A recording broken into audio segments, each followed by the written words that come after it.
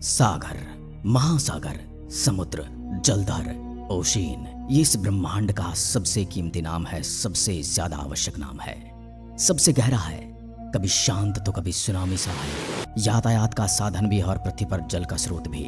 समुद्र जहां है वहां जीवन है। इसी धारणा को ध्यान में रखकर नासा, इसरो जैसी संस्थाएं इस अनंत ब्रह्मांड में महासागर की खोज कर रहे हैं, क्योंकि महासागर का होना ही जीवन की उम्मीद भी है और सबूत भी। क्या आपने कभी सोचा है कि अंतरिक्ष से हमारी पृथ्वी कैसी दिखाई देती है? पृथ्वी को अंतरिक्ष यदि देखा जाए तो ये सुंदर नीले रंग की गेंद जैसी दिखाई देती है, जो अपने अक्ष के चारों ओर घूमती नजर आती है, क्योंकि यहाँ मौजूद महासागर पृथ्वी की सतह का 70% हिस्सा कवर करते हैं और इसी वजह से ये नीले रंग की दिखाई देती है। और तो और दोस्तों, पृथ्वी पर जीवन भी इन्हीं की देन है। आपको ये जानकर हैरानी होगी कि हमारे सौरमंडल में केवल पृथ्वी एकमात्र ऐसा ग्रह है जो लिक्विड वाटर के लिए जाना जाता है। यहाँ लिक्विड पानी का 97% भाग इन्हीं महासागरों में मौजूद है। ये विशाल महासागर कहाँ तक फैले हैं, इसका अंतिम छोर अभी तक हमें पता नहीं है।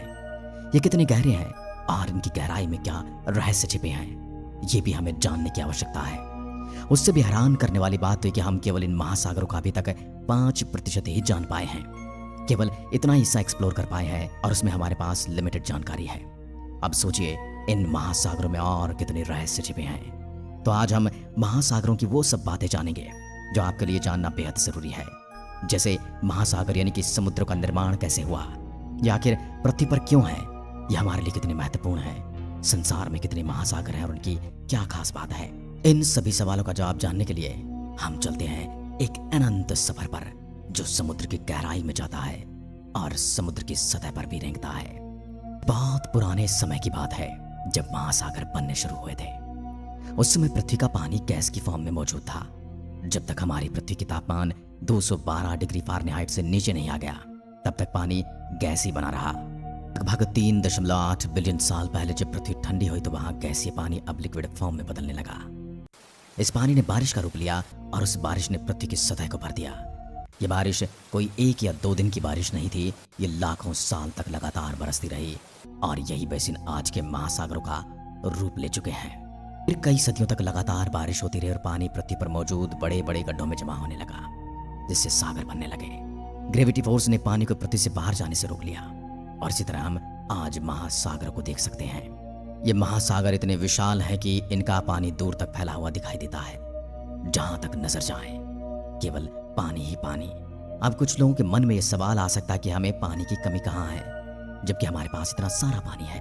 पृथ्वी पर 70% यदि पानी है तो फिर पानी की कमी कैसे हो सकती है?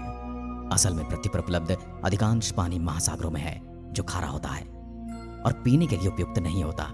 ताजे पानी के स्रोत बहुत सीमित हैं और ज्यादातर ताजे पानी ग्लेशियर, आर्कटिक बर्फ और भूजल के रूप में होता है। इसी कारण हमें पानी की कमी का सामना करना पड़ता है। महासागरों और समुद्रों के पानी को पीने के लिए उपयुक्त नहीं माना जा सकता। इसकी खास वजह है इसका खारापन। महासागरों में पानी का खारापन मुख्यतः उन चट्टानों की वजह से होता है जिनसे टकराकर बारिश का पानी महासागरों में समाता है। हालांकि बारिश का पानी थोड़ा एसिडिक होता है, लेकिन महासागरों के खारेपन का बड़ा कारण ये चट्टानें हैं और उसमें मरने वाले वो जीव जंतु हैं जो लगातार जीवन जीते हैं और इसी में मर जाते हैं। हालांकि महासागरों से हमें पीने का पानी नहीं मिल सकता, लेकिन एक महत्वपूर्ण चीज है जो हमें इनसे प्राप्त होती है और वह है ऑक्सीजन। आपको जानकर हैरानी होगी कि हमारे लिए आवश्यक ऑक्सीजन का लगभग 70% महासागरों में मौजूद समुद्री पौधे, विशेषकर समुद्री शैवाल उत्पन्न करते हैं। इसीलिए महासागर हमारे जीवन के लिए महत्वपूर्ण ऑक्सीजन का सबसे बड़ा स्रोत है। यानी ये सिर्फ पानी ही नहीं, सांस लेने के लिए हवा भी देते हैं। साथ ही ये समुद्र की ओशियन पृथ्वी को गर्म बनाने में सहायता करते हैं। यदि पृथ्वी पर आज महासागर नहीं होते तो अब तक की पृथ्वी एक बर्फ की चट्टान की तरह हमें दिखाई देती है, क्योंकि सागर और महासागर ऐसी वाटर बॉडीज होती हैं जिन्हें अक्सर एक ही समझा जाता है, जबकि असल में सागर तो महासागर का एक छोटा सा हिस्सा है और सारे सागर वहां पाए जाते हैं जहां महासागर और पृथ्वी मिलती है।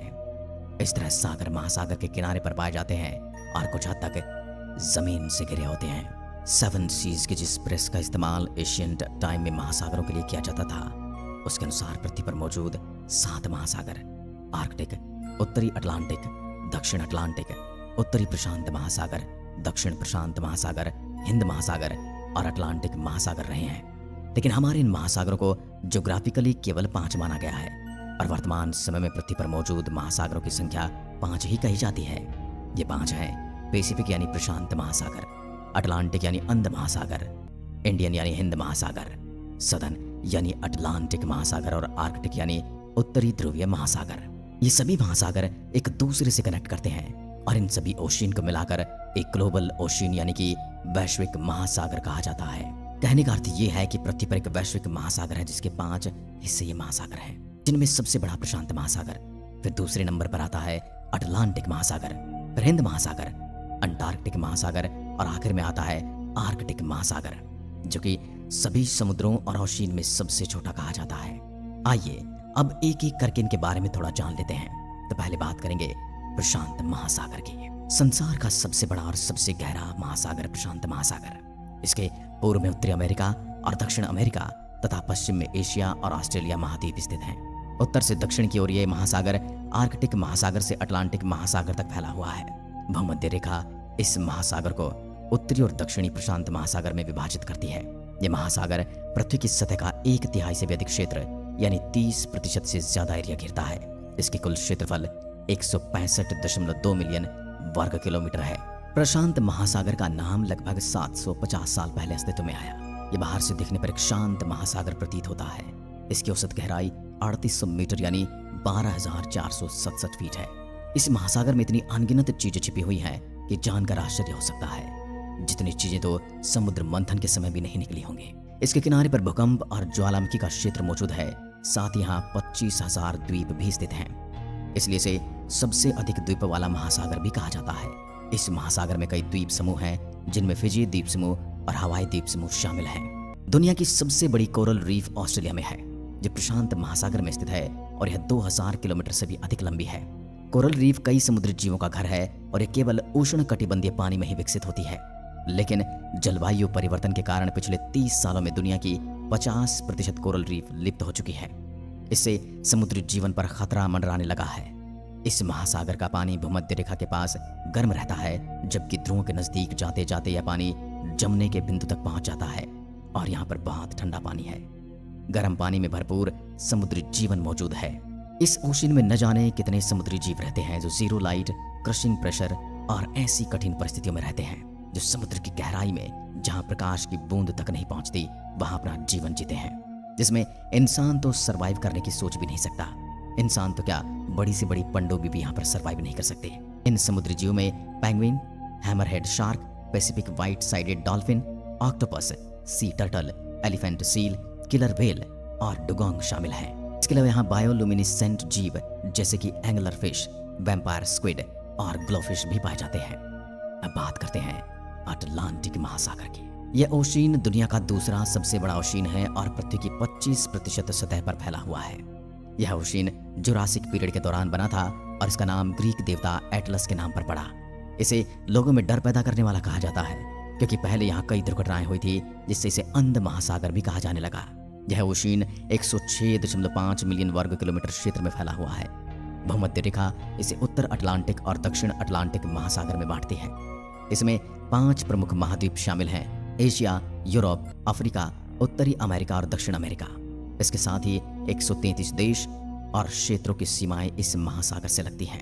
यह ओशियन वेस्ट में नॉर्थ और साउथ में अमेरिका के बीच में मौजूद है और ईस्ट में यूरोप और अफ्रीका के बीच में है। अटलांटिक ओशियन पहला ऐसा ओशियन है जिसे एयरप्लेन और शिप से क्रॉस किया जा चुका है। इसकी एवरेज डेप्थ 3,339 मीटर है और इसका ग्रेटेस्ट डेप्थ मिल्वॉकी द्वीप है और यह 8,605 मीटर की गहराई पर मौजूद है।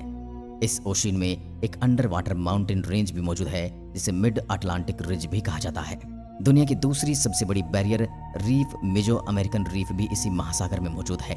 अटलांटिक महासागर में भी काफी सारे आइलैंड मौजूद हैं, जिसमें कुछ फेमस नामों में बहामास, कैनरी आइलैंड, अजोरेस और ग्रीनलैंड। ग्रीनलैंड इस पूरी पृथ्वी का सबसे बड़ा आइलैंड है। इस महासागर का पानी भूमध्य रेखा के पास जाते जाते 28 डिग्री सेल्सियस तक गर्म हो जाता है, जबकि पोलर क्षेत्र में इसका तापमान -2 डिग्री सेल्सियस तक पहुंच जाता है। इस महासागर में डॉल्फिन से लेकर सी टर्टल तक बहुत सारे समुद्री जीव पाए जाते हैं, जैसे humpback whale, sea lion, starfish, catfish, Atlantic ghost crab, penguin, grey Atlantic seal, great white shark, manta ray, narwhal, blue whale, sea horse और कई शार्क की प्रजातियां। इस महासागर की चौड़ाई सबसे अधिक ब्राजील और सिएरा लियोन के बीच है, जो 2848 किलोमीटर है। इसमें अमेजन, मिसिसिपी, कांगो और नाइल जैसी बड़ी नदियां बहती हैं। इसलिए इसे थर्स्टी ओशियन भी कहा जाता है। साउथ अफ्रीका के तट पर अटलांटिक महासागर में समुद्र की सतह में हीरे पाए जाते हैं, जिसे बरमुडा ट्रायंगल में कई हवाई जहाज और जहाज मिस्टीरियसली गायब हो गए, वो भी इसी ओशियन में जगह है। साल 1912 में टाइटैनिक जहाज भी इसी समुद्र में समाया था। दुनिया में सबसे समृद्ध ओशियन अटलांटिक ही माना जाता है। इस ओशियन में नेचुरल गैस और तेल के भंडार का अकूत भंडार मौजूद है। हिंद महासागर, इस महासागर का नाम इंडिया के नाम पर इंडियन ओशियन रखा गया, जिसे पहले ईस्टर्न ओशियन या ईस्टर्न स्टार कहा जाता था। प्राचीन संस्कृत साहित्य में इस ओशियन को रत्नाकर कहा गया है, और ऐसा इसलिए कहा गया क्योंकि इस सागर में मौजूद हैं रेयर मिनरल्स मोसिनाइट, एल्मेनाइट और क्रोमाइट। ये महासागर 180 मिलियन साल पहले बनना शुरू हुआ था और 1500 के दशक में महासागर एक्सप्लोर हुआ। तब नाविक अफ्रीका और आसपास के रूट तलाश कर रहे थे। यह ओशियन अर्थ सरफेस पर मौजूद वाटर का 20% है और 70.56 मिलियन वर्ग किलोमीटर एरिया तक फैला हुआ है। यह ओशियन अफ्रीका और ऑस्ट्रेलिया के बीच में मौजूद है। जियोलॉजिकली इसे यंगेस्ट ओशियन भी कहा जाता है। इसका साइज यूएस के साइज के लगभग 5.5 गुना के बराबर है। यह ओशियन 18 एशियन देशों, 16 अफ्रीकन देशों और 57 आयरलैंड ग्रुप को कनेक्ट करता है। इस ओशियन के उत्तर में ईरान, पाकिस्तान, भारत और बांग्लादेश हैं। इसके पूर्व में मलय प्रायद्वीप, इंडोनेशिया का सुंडा आइलैंड्स और ऑस्ट्रेलिया है। दक्षिण में अंटार्कटिका है और पश्चिम में अफ्रीका और अरब प्रायद्वीप हैं। इस समुद्र की चौड़ाई सबसे ज्यादा वेस्टर्न ऑस्ट्रेलिया और अफ्रीका के पूर्वी तट के बीच में है, जो कि 1000 किलोमीटर है। हिंद महासागर में प्रमुख महासागरों के कुछ सीमांत सागर हैं। उत्तर में इंग्लैंड वेस्ट सी और फारस की खाड़ी है। नॉर्थ वेस्ट में अरब सागर, नॉर्थ ईस्ट में अंडमान सागर है। अदन और ओमान की बड़ी खाड़ी इस महासागर के नॉर्थ वेस्ट में है, तो बंगाल की खाड़ी नॉर्थ ईस्ट में मौजूद है। इस समुद्र के कई सारे अंडर वाटर वॉल्केनोज हैं, हालांकि ये अब एक्टिव नहीं हैं। भूमध्य रेखा के पास तटीय क्षेत्रों में इस समुद्र का तापमान 28 डिग्री सेल्सियस या उससे कहीं ज्यादा पहुंच जाता है। इसलिए बाकी महासागरों की तुलना में यह महासागर समुद्री जीवन के अनुकूल नहीं है, और इतना ज्यादा तापमान होने की वजह से ही यह समुद्र संसार का सबसे गर्म महासागर भी है। इसमें टर्टल, सील और सी काऊ जैसी खतरनाक स्पीसीज पाई जाती हैं। इस ओशियन में ऑक्सीजन की मात्रा सबसे कम पाई जाती है, और यह भी एक कारण है कि इस महासागर में जीवन बहुत कम पाया जाता है। हिंद महासागर की औसत गहराई 12,990 फीट है, और इसका सबसे गहरा पौंध जावा ट्रेंच है, जो कि 7,500 मीटर गहरा है। सिंधु नदी, गोदावरी, ब्रह्मपुत्र जैसी बड़ी नदियां इस महासागर में समा जाती हैं। इस महासागर के किनारे पर मौजूद कुछ तटीय शहर हैं, जिसमें मुंबई, कोलंबो, सिंगापुर, डरबन, साथ ही मुंबई, चेन्नई, कोलकाता, कोलंबो, डरबन, जकार्ता और मेलबर्न जैसे ओशियन के प्रमुख बंदरगाहें हैं। उत्तरी हिंद महासागर ऑयल ट्रांसपोर्ट का सबसे महत्वपूर्ण रूट है, क्योंकि यह एशिया को मिडिल ईस्ट की ऑयल रिच कंट्री से जोड़ता है। दुनिया की ऑयल सप्लाई का 40% इसी समुद्र की गहराई से मिलता है, और तेल में दुनिया के समुद्री व्यापार का 80% से भी ज्यादा व्यापार इसी समुद्र के जरिए होता है। अन्य 4 महासागरों की तुलना में ये ओशियन जमीन से घिरा हुआ है, क्योंकि इसके नॉर्थ में एशिया। हैरान करने वाली बात तो यह है कि हिंद महासागर हर साल 20 सेंटीमीटर तक चौड़ा होता जा रहा है, जिसकी वजह है नॉर्थ पोल और साउथ पोल की बर्फ का पिघलना, जो हमारे लिए एक खतरे का संकेत है। अंटार्कटिक ओशियन, यह ओशियन पृथ्वी के दक्षिण में मौजूद है, इसलिए इसे दक्षिणी महासागर, दक्षिण ध्रुवीय महासागर जैसे नामों से जाना जाता है। इस ओशियन को पहले महासागरों की गिनती से निकाल दिया गया था, लेकिन अब फिर से इसे लिस्ट में शामिल कर लिया गया है। साल 1953 में इस ओशियन को सागर और महासागरों की सीमा से हटा दिया गया था, जिसके बाद साल 2000 में एक बार फिर महासागरों में आकर मिल गया। इसका पानी अन्य महासागरों से अलग पाया गया था। ये एक ऐसा ओशियन भी है जो एक महाद्वीप को घेरता है, और इसका नाम है अटलांटिका। ये दुनिया के 5 ओशियन में दूसरा सबसे छोटा ओशियन माना जाता है। ये पृथ्वी की सतह का केवल 6% हिस्सा ही कवर करता है। ये महासागर 20.33 मिलियन स्क्वायर किलोमीटर एरिया में फैला हुआ है, और इस महासागर की औसत गहराई 4000 मीटर से 5000 मीटर के बीच है। यह ओशियन इतना बर्फीला और ठंडा है कि हर मौसम में यहाँ हिमखंड देखने को मिलता है। साथ ही यहाँ का तापमान -2 डिग्री सेल्सियस से 10 डिग्री सेल्सियस तक चला जाता है। यहाँ का मौसम हमारे गांव शहरों से काफ़ी अलग है, क्योंकि यहाँ गर्मियाँ अक्टूबर से फरवरी तक होती हैं और सर्दियाँ यहाँ मार्च से सितंबर के बीच। दुनिया की 90% बर्फ अंटार्कटिका में मौजूद है। पृथ्वी का सबसे ठंडा टेम्परेचर भी यहाँ होता है। वैसे इस ओशियन को अभी तक पूरी तरह से एक्सप्लोर नहीं किया गया है, लेकिन वैज्ञानिक कहते हैं कि इस ओशियन के सरफेस पर बहुत से मिनरल्स मौजूद हैं। इसमें ऑयल, गोल्ड, नेचुरल गैस और मैग्नीशियम शामिल है। हर साल यहाँ 50,000 से भी ज्यादा टूरिस्ट आते हैं और यहाँ कई नौका दौड़ भी आयोजित की जाती हैं। अंटार्कटिका ओशियन एक ठंडा समुद्र है। इसके बावजूद इसमें कई मरीन बर्ड्स और एनिमल्स रहते हैं। इसमें दुनिया के सबसे बड़े क्रिएचर भी देखने को मिले। यहाँ कोई भी मानव जाति निवास नहीं कर सकती, लेकिन यहाँ 30 देशों के रिसर्च स्टेशन जरूर बनाए गए हैं, जिसमें 2 इंडिया के रिसर्च स्टेशन शामिल हैं। गर्मियों में इन रिसर्च स्टेशन पर 4000 साइंटिस्ट रहते हैं और सर्दियों में 1000। अंटार्कटिक महासागर ने अंटार्कटिका महाद्वीप को घेरा हुआ है, जिसकी वजह से अंटार्कटिका महाद्वीप पृथ्वी का सबसे ठंडा महाद्वीप है। जहां सबसे कम तापमान मेजर किया गया है वो है -98.6 डिग्री सेल्सियस। या न तो कभी बारिश होती है और न कभी बर्फ गिरती है, इसलिए कॉन्टिनेंट सबसे ड्राई कॉन्टिनेंट है। इसी ड्राइनेस की वजह से अंटार्कटिका को दुनिया का सबसे बड़ा डेजर्ट भी कहा जाता है। ये 5.5 मिलियन स्क्वायर माइल्स का एरिया कवर करता है। ये कॉलर डेजर्ट है और आपको ये जानकर हैरानी हो सकती है कि सहारा रेगिस्तान में इस महाद्वीप की तुलना में ज्यादा बारिश होती है। आखिर में बात करेंगे संसार के 5वें बड़े सागर उत्तरी ध्रुव महासागर की। यह महासागर 5 महासागरों में सबसे छोटा और सबसे उथल पुथल है। यह उत्तरी ध्रुव के आसपास स्थित है और उत्तरी ध्रुव वास्तव में अंटार्कटिक महासागर के केंद्र में स्थित है। यह महासागर गोलाकार आकार में दिखाई देता है और इसका क्षेत्रफल 6.37 मिलियन वर्ग मील है। यह महासागर पृथ्वी की सतह के 3% से भी कम क्षेत्र को कवर करता है। इसका पानी बाकी 4 महासागरों की तुलना में कम खारा है। इस महासागर का निर्माण लगभग 40 मिलियन साल पहले हुआ था। 9वीं सदी से पहले बहुत ही कम लोगों ने इस क्षेत्र में कदम रखा था। इस महासागर की औसत गहराई 1038 मीटर है, जो इसे अंटार्कटिका महासागर से कम गहरा बनाती है। इसका सबसे गहरा बिंदु लिटके द्वीप है, जो 5450 मीटर की गहराई पर स्थित है। इस महासागर में गहरी खाइयां और कुछ रिज भी हैं, जिनमें सबसे बड़ा रिज लोमोनोसोव रिज है। कनाडा, संयुक्त राज्य अमेरिका, रूस, नॉर्वे, आइसलैंड और ग्रीनलैंड इस महासागर की सीमा पर स्थित हैं। अंटार्कटिक क्षेत्र की बर्फ में दुनिया के ताजा पानी का लगभग 10% है। यह विशाल सफेद जमी हुई बर्फ सूर्य की किरणों को परावर्तित करके इस क्षेत्र को ठंडा बनाए रखने में मदद करती है। यहाँ का तापमान -2 डिग्री सेल्सियस तक रहता है। सर्दियों में बर्फ की मोटी चादर पूरे महासागर को ढक लेती है, जबकि गर्मियों में भी अधिकांश हिस्से में बर्फ बनी रहती है। बर्फ बसंत और गर्मियों में पिघलती है और शरद ऋतु में सर्दियों में फिर से जमा होकर अपने पुराने रूप में आ जाती है। यहाँ सितंबर से मई तक सर्दियां रहती हैं। जब आर्कटिक महासागर की बर्फ पिघलती है तो यह पोषक तत्व और जीवों को पानी में छोड़ देती है, जो शैवाल के विकास को बढ़ावा देते हैं। इस महासागर में कई महत्वपूर्ण पोर्ट हैं, जैसे रूस में मुरमास्क, नॉर्वे में किर्कनस, ग्रीनलैंड में नू और कनाडा में चर्चिल। प्रशांत और अटलांटिक महासागरों के बीच जाने के लिए आइस ब्रेकर या न्यूक्लियर पावर्ड सबमरीन आर्कटिक महासागर के माध्यम से नॉर्थ वेस्ट पासेस का उपयोग कर सकती है। माना जाता है कि लगभग 25% अनडिस्कवर्ड पेट्रोलियम आर्कटिक महासागर में मौजूद है। यहाँ इनुइट, यूपिक, टेलिट और सामी जैसी जातियां भी निवास करती हैं। ये महासागर व्हेल, पोलर बियर और सील्स का घर है। यहाँ मछलियों की कई प्रजातियां पाई जाती हैं, जो दुनिया में कहीं और नहीं मिलती।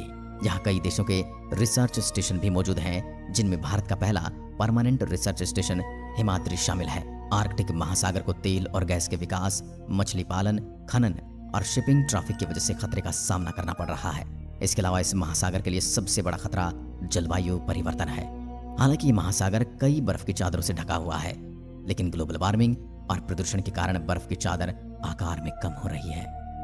अगर यह प्रक्रिया इसी प्रकार जारी रही तो साल 2040 तक आर्कटिक महासागर में बहुत ही कम बर्फ रह जाएगी। बर्फ के बिना आर्कटिक में बर्फ पर निर्भर रहने वाले और शिकार करने वाले ध्रुवीय भालू जैसे जीवों के लिए खतरा पैदा हो सकता है, और साथ ही खतरा पैदा होगा समुद्र के किनारे रहने वाले शहरों और बसने वाले जातियों के लिए। आज की वीडियो में बस इतना ही। जय हिंद, जय भारत।